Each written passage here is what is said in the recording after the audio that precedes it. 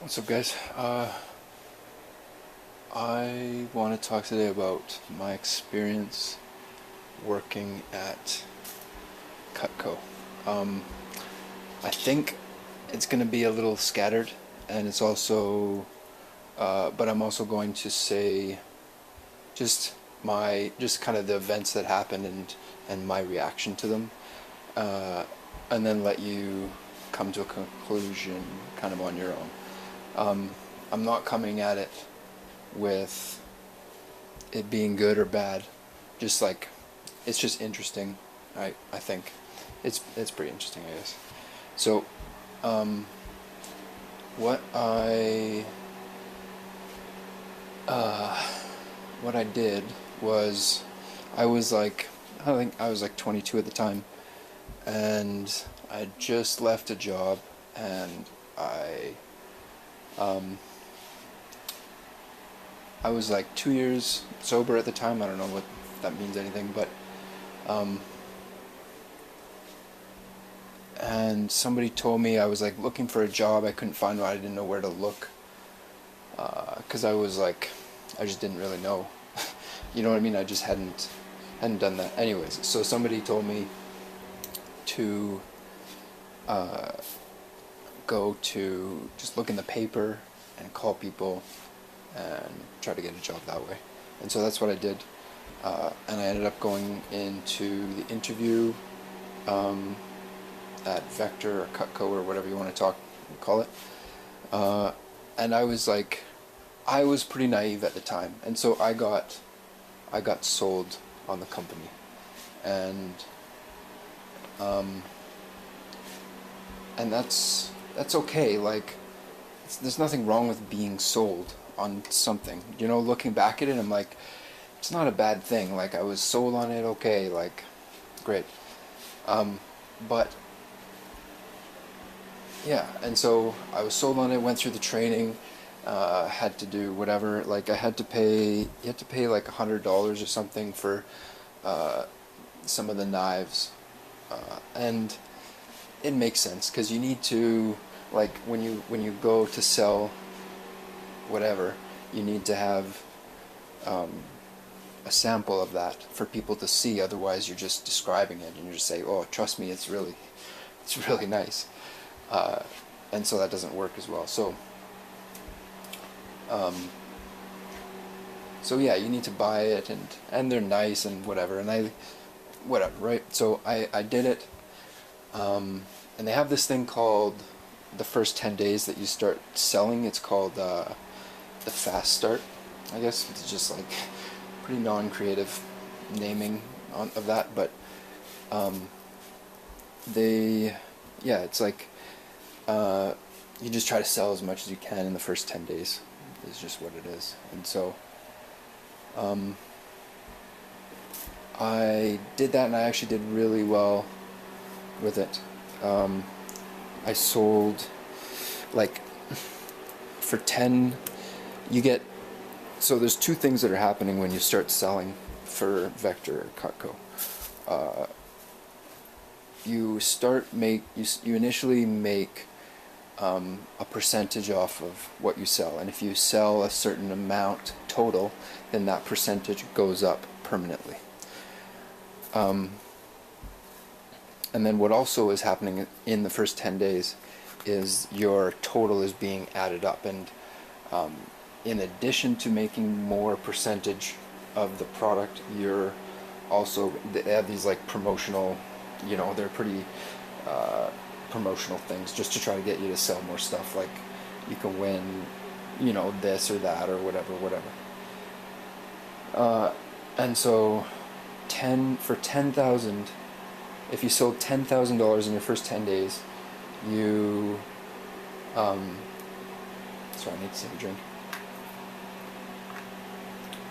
If you sold 10,000 in your first 10 days, they take you to a dinner of your choice. They take you in a limo, and you know what I mean. I was dating somebody at the time, so we. So, anyways, that sounded appealing. I'm drawing this out way too long. I ended up selling like $16,000 in the first 10 days, which was like, they told me that it was like, nobody ever did that for the last year and a half or something. And I did it on the bus without a car, and people, you know what I mean? So I won for 15,000. You get like a $1,000 shopping spree, and I went and I bought a TV and whatever, and it was good. And so what happened then was, because I had sold 16,000, I was up at, I don't know the percentages, like it goes from, I think it starts at around 5% or something, and then it goes up to 50%. And so I was, I think, close to 50%. I was making like 35 or 40 or something like that. I don't remember all the levels that you get. It's like they call them promotions, but you know what it is. So yeah, so I just kept doing that and kept, like, they have a pretty good system. I never knocked on a door. I never, like, the only thing I would do is I would just call people without them knowing that I was calling them. And then through the referral system, after each meeting, because you go to the people's houses and do it, after each meeting you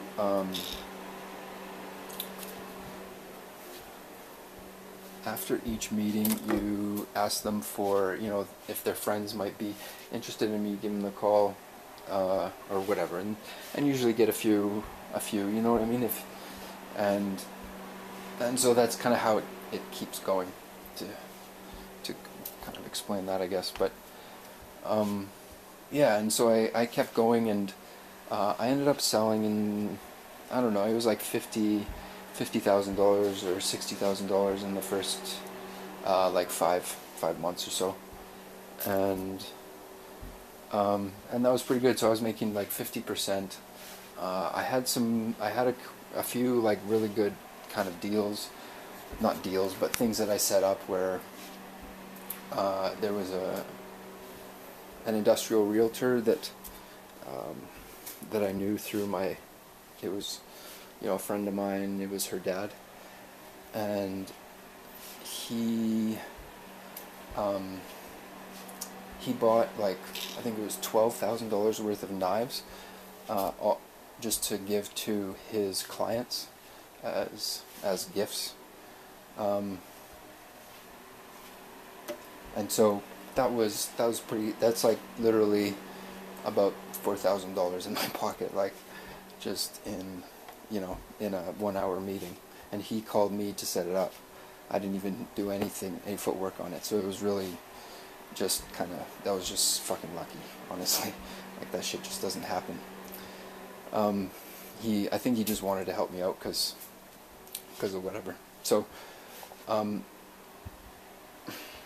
yeah, and so that was good, and everything was good. My manager approached me to see if I wanted to run or to practice in the office and run interviews and run training and etc. And I did, and I was trained in running the interviews, where you just kind of, it's about 45 minutes. You have a sheet of kind of things to cover, and you want to pretty get it word for word, because it sounds better, but if you change it up and make it your own, it's even better. So I ended up being really good at that, and I had like the highest number. It's all about, like, pretty much vector marketing is just they don't deal in knives, they deal in sales reps. So their point is to sell as many sales reps on the company and make them want to work as possible, because they have no overhead per employee, because there's just not necessarily office space that you need to go to in the day or something, and so anyways, so yeah, and so I was I had good numbers or whatever, because it's all statistics, and like, oh, if you have this many, and then, 59% of the people that interviewed with you went on to training, and you know what I mean. So my numbers were actually the highest in the office, and there was like people got choked at me because I was like 5 months in. They had been working there for like 3 years, and I like, I didn't really like understand that, to be honest. Like, I didn't understand. Like, I just was like, okay, like, great. Like, I don't know what the fuck I'm doing differently. I have no idea even what I'm doing, but I guess that's great. You know what I mean? Like, that's like how I felt about it, because I didn't go through like a learning process of it. It was just like fucking, it just landed on my lap kind of thing. And so yeah, and so I started doing that, and then my manager approached me, and she asked me if I wanted to go and open an office in another city in Canada that didn't have one. And I said yeah, because why not? Looking back, I shouldn't have said yes, but we'll get into that a bit later, I guess. I ended up going to Surrey, which I don't want to, like, it's quite a bit nicer now. It's like, it's better now, but a while ago it had a pretty bad reputation. It had like one of the highest murder rates in like the world. So it's like really not good, or in North America or something, like beyond Canada. It was like on another level kind of thing. So yeah. That was, yeah, so I went to the city, and the city was okay when I went there. It wasn't amazing, but it's just kind of an offshoot of Vancouver, like a suburb of Vancouver kind of. And so yeah, I went there, opened an office, did the whole thing. The company supported me quite a bit, like mostly, doing that, and I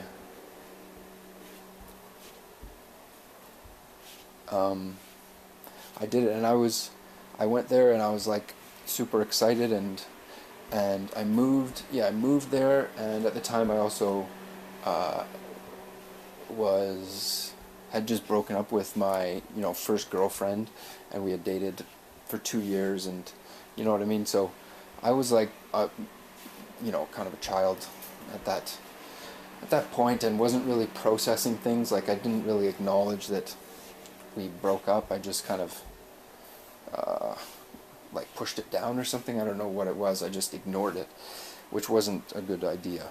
And then I went and worked, and I was working, like, I was literally the only person responsible for that office, and I worked about 10 hours per day. It was like quite a bit of work, and I was barely catching up. Like, I think I'm 7 or 8 months in at this point, and I just like was completely overwhelmed. Yeah.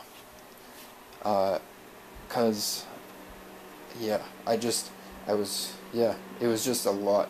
It was a lot to do. Like, my schedule was, I would run 3 or 4 interviews per day for Monday, Tuesday, and Wednesday, and then Thursday, Friday, Saturday, I ran training from those interviews earlier in the week. So whoever wanted to work, pretty much, like, we're not turning anybody away, really. And so yeah, so we whoever came to the training was trained, and so it was like fucking busy. I had 10 to 15 people per interview, for 6 interviews, or no, 9.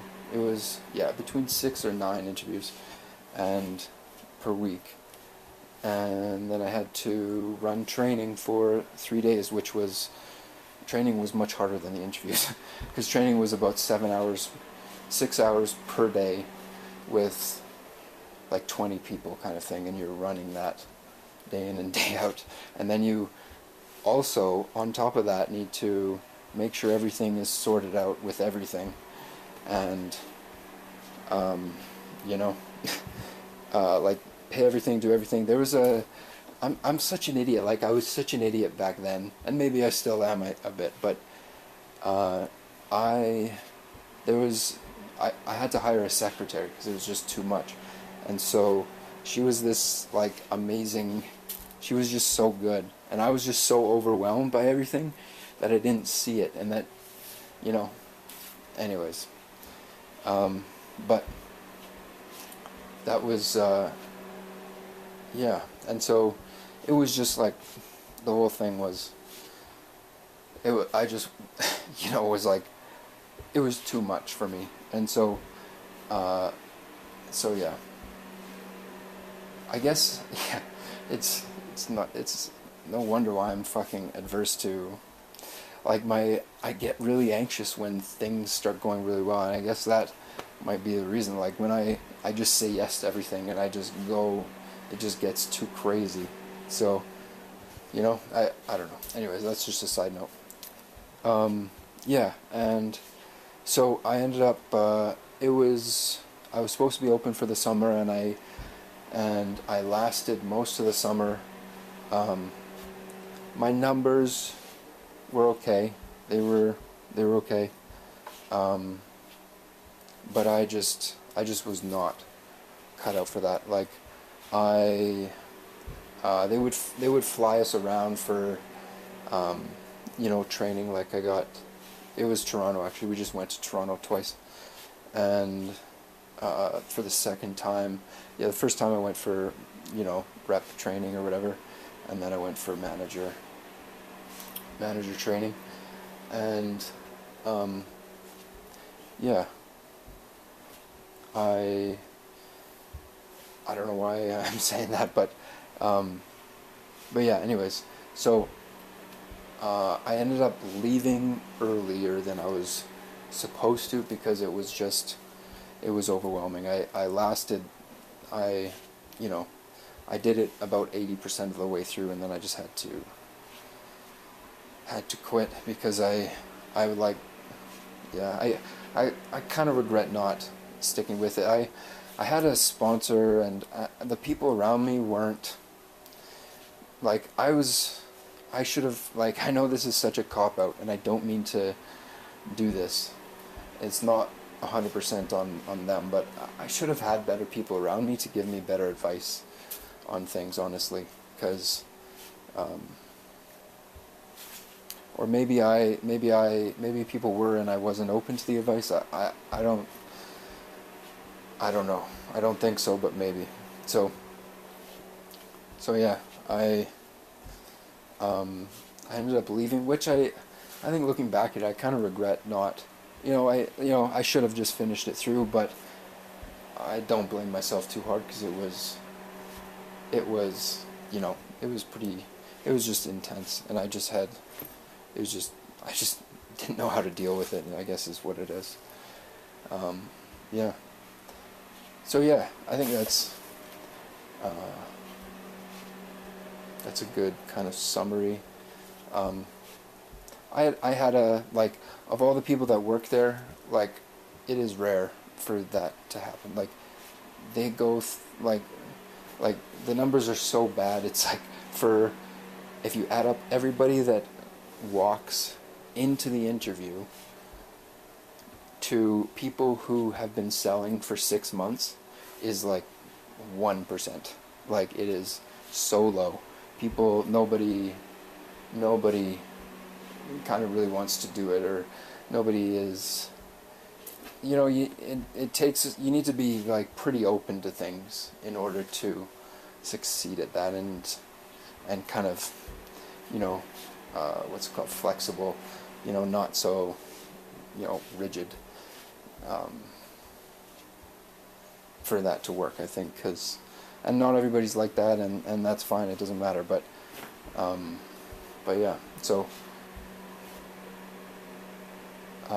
yeah, and I don't know. Like, it's a rare thing, and I look at it like a positive thing, but I also have a bit of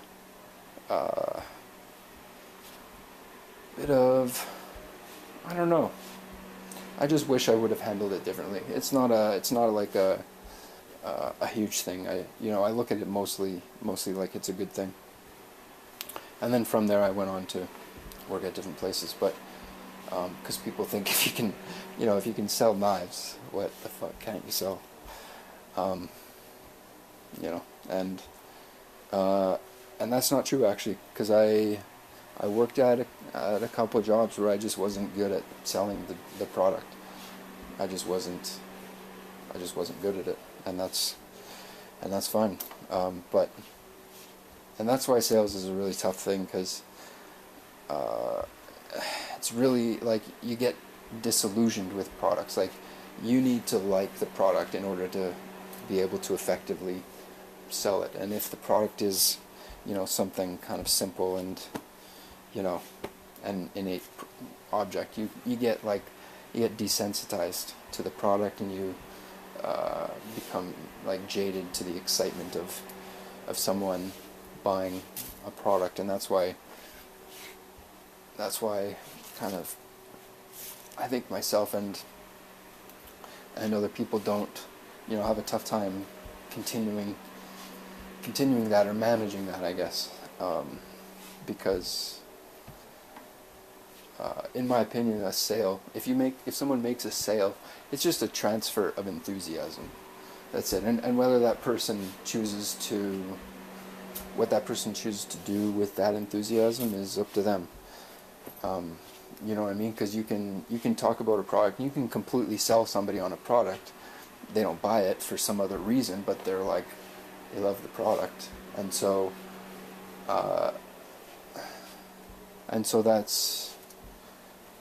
that's just some random fucking shit. Maybe I'm just saying the most basic stuff. I don't know, but yeah. Anyways, thanks for watching. I hope this one's interesting. It's a bit of a specific